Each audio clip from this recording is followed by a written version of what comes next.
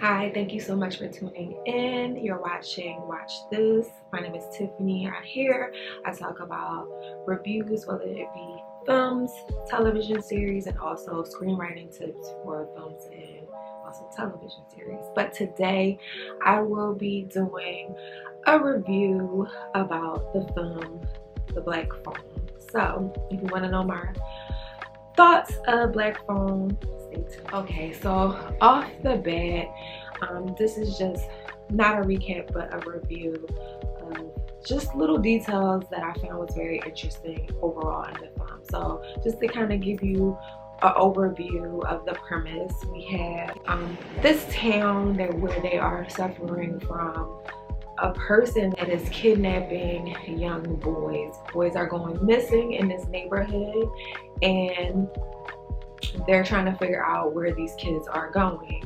And the police identify this person as the grabber. They don't know much about them. This is a period piece, so this is in the 70s, I believe. So we don't have cameras everywhere. This is more so they're trying to find out what's going on, why these kids are going missing. And all of the kids that are going missing, they are boys. So that's like one consistent thing that's happening. Young boys that are kind of junior high school age boys, they're going missing. So opening up, when the police, they actually come to the school, which I really thought was very interesting, that this is a small town community, but this film really, I would say, was very diverse in the sense of the characters. Like the principal was black. We had an opening scene where Finney, the main character, he's having a baseball match, and he's like playing against, I guess this is the first time they meet, but I guess this is like his rival, a guy named Bruce, who is Asian, and he has also, Finney has a best friend who is Hispanic, and his name is Robin. So I really like, and they had, it was just like very, I was shocked that this film had touched on different cultures living in this community, because typically a film like this, it would be very whitewashed, but I was like, oh, okay, this is cool. Like, you could see different people inside of this little town. So that was already something. I was like, oh, okay, this looks like a real town in America.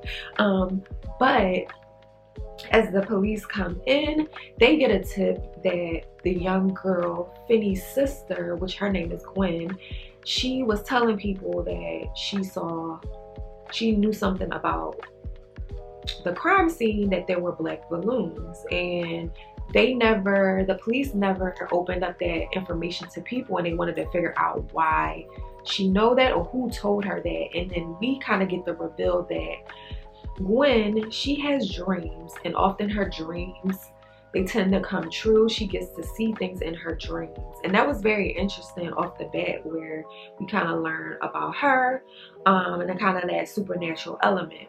But overall, when it comes time for Finney, one day he's walking home, he gets grabbed up by the grabber. And what's so interesting is that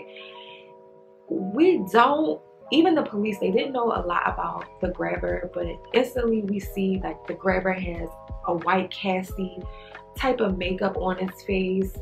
He's driving a black truck that says abracadabra on it, so it gives kind of the idea that he's either a magician or some type of clown, a performer in a sense, and that is how he is bringing in his victims.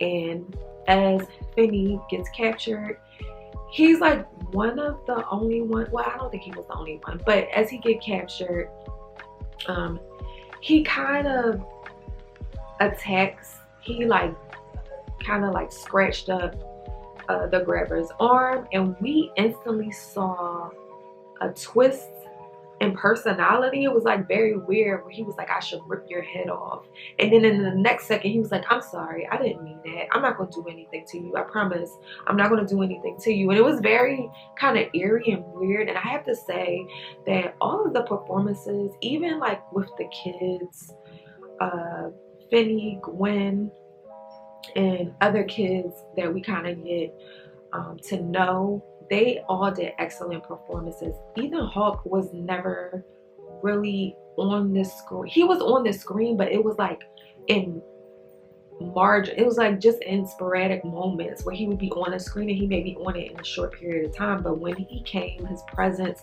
was felt. It was very eerie. He never gave like long windy dialogue. Like it was just very eerie. The mask that he wore, his stance, like it was just very eerie.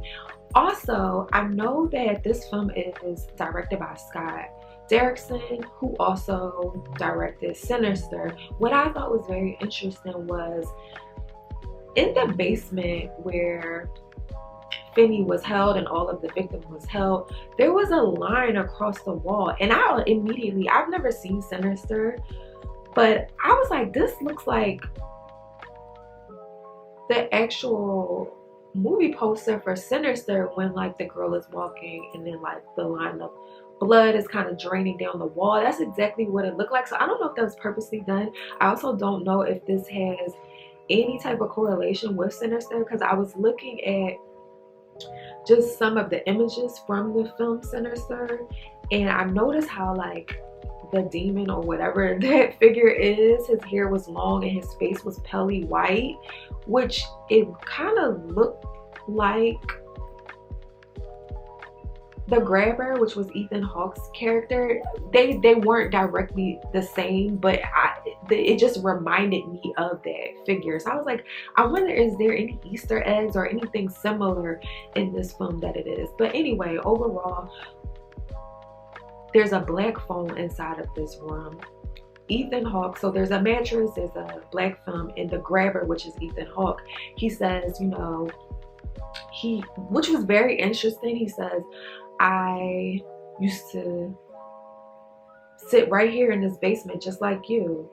Ooh, it's so creepy. And I was like, I wonder what happened to him when he was younger, where he was put down in this basement, and what was done to him. That was very intriguing to me, that he said that, and I wanted to kind of know more about that. But I guess that was like just the little touches that we can kind of get an idea. But overall, we start to get phone calls from this black phone, but the cord is cut, so it is not actually calls coming in from a landline. It is calls coming in from the spiritual world, and those calls are coming in from the different children that was kidnapped by him, and they are having a bond with Finney where they are telling him different details of how to escape, things that they were able to do, and a continuation of sharing it with him so that he can continue to do it, what to do, what not to do. Overall,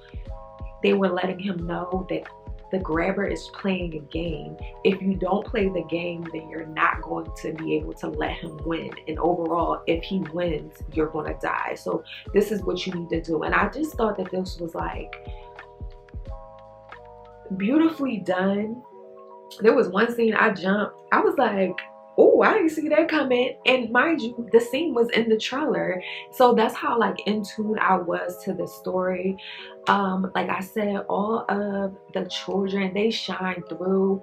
Gwen was like one of my favorite characters. She has these visions in her dreams, and we later learn a little bit about her mother and her father. The relationship between the family is also very interesting. So you want to see these kids win, because you can see they're already dealing with like stuff at home, and then they're also dealing with bullies at school, and now with the disappearance of their brother, they're also dealing with a lot of stuff.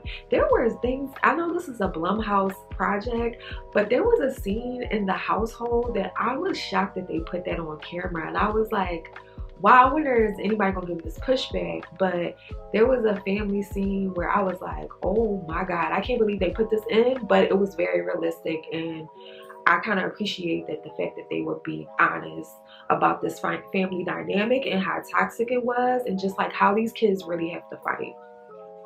So Gwen, she had a beautiful relationship where she would talk to Jesus, and it was like hilarious. Like she was like one of my favorite characters. And then overall, just seeing like the dynamic between Finney and his relationship with his sister prior to getting kidnapped was just like beautifully done. His relationship with his friend Robin, which we learn more about later. I'm not gonna spoil any of that for you. That just like was beautiful as well. He really shined through. He didn't have a lot of camera time, but when he was on the screen, he came through. I also like this because I watched this in the movie theaters. There was a moment where the father was reading a newspaper, and I actually went to go in my, not even in my bag, I went to go pull out my remote to kind of pause the screen. I was like, oh yeah, I'm in the movie theaters. So I don't know like if any of y'all are doing this when y'all watching movies. I wanted to kind of pause the screen, but I realized like, oh yeah, I'm in the movie theaters, because I wanted to read what was on the newspaper, because there was some details about just the era that they were in and just other things that was going on. But we noticed like as Finney, excuse me, is communicating with these different ghosts, the children that passed on. The universe is very interesting in this story, where a lot of the kids, they didn't even remember their name, because that's how far they have been gone and missing. So as time go on, they say like, he's like, are you such and such? And he's like, I don't know, maybe after time, after so long, I don't even, there's things you forget in this world. And I was like, oh, that's very interesting, like an interesting trait that they added to this. But yeah, also as I was watching this, I never read the short story Black Phone, which is written by Joe Hill, who is Stephen King's son. And let me just say, Stephen King could not deny Joe Hill if he wanted to, because when I say this man looks just like his daddy, like he looks like the splitting image of Stephen King. It's just like mind blowing. I mean, I know that's his son, but like he looks exactly like his damn daddy. It's so crazy. But the film is based off of the short story, The Black Phone, and then also that was loosely inspired by the John Wayne Gacy story, which if you haven't seen The Conversation with a Killer, the John Wayne Gacy story, I highly recommend. That is on Netflix. It is phenomenal, and it just tells you how this guy named John Wayne Gacy, who also used to dress up as clowns, he would do like clown parties and things like that. He murdered so many young men, and he buried them underneath his house of his basement, which when I saw this, I was like, oh, this is reminding me of this film. And then come to find out, yes, it is. But it's like it's kind of different in the sense of like the age of the boys, and just we don't know everything that goes on between them. But in the documentary and the things that happened, I think there were over 30 men that they found underneath John Wayne Gacy's house, because he was a contractor and he was good with like building, developing the base of foundations, and he was able to kind of build a graveyard underneath his house, which was sick. But I do recommend watching Conversations with a Killer, the John Wayne Gacy story. It was crazy. But it's kind of loosely based off of that with little details I saw. I was like, oh yeah. And like even like the character, I believe his name is Max, he's like the brother. Then you also have the father, Terrence Blake, who he did a phenomenal job. He was very eerie. You could tell he was dealing with a lot of depression. But overall, I have to say, like, I love the fact that the cast was a bit diverse. This community, we were able to see how they're all going through it when they would go through the search parties, and then also how it was just like connected to like real life events loosely. Yeah, I just thought that this was a really good film, a really great take on horror, the idea of like realism, supernaturalness, and just like it was just so eerie. Like it was really good and like suspenseful. I really appreciate this. I would have to say like the last film that I watched in the horror genre that kind of gave me this feel was Hereditary, in the sense of it had that supernatural feel, it had a great storyline, and I was intrigued. So yeah, I highly recommend checking out The Black Phone. I give this 2 thumbs up. So if you want to check that out, definitely I recommend it. It was a good, if you like horror, you're gonna really enjoy it. If there are some moments that you will jump, I jumped once for sure. There were other moments that were like kind of spooky, but I wasn't too like shooken up. But there was one moment I was like, oh shit. And then the whole theater also did the same thing. Like people were clapping at the end of the film, like, and like screaming, and I wasn't in like the hood. I was in like a different type of neighborhood, which I thought was very interesting. Like that never happened to me before. So I was like, oh, okay, y'all really enjoying this. So yeah, but I highly recommend it. So yeah, if you checked out Black Phone, if you going to see it, let me know, comment down below. Yeah, I'd love to hear your thoughts about it as well. But thank you so much for tuning in. I'll check you on the next one. Peace.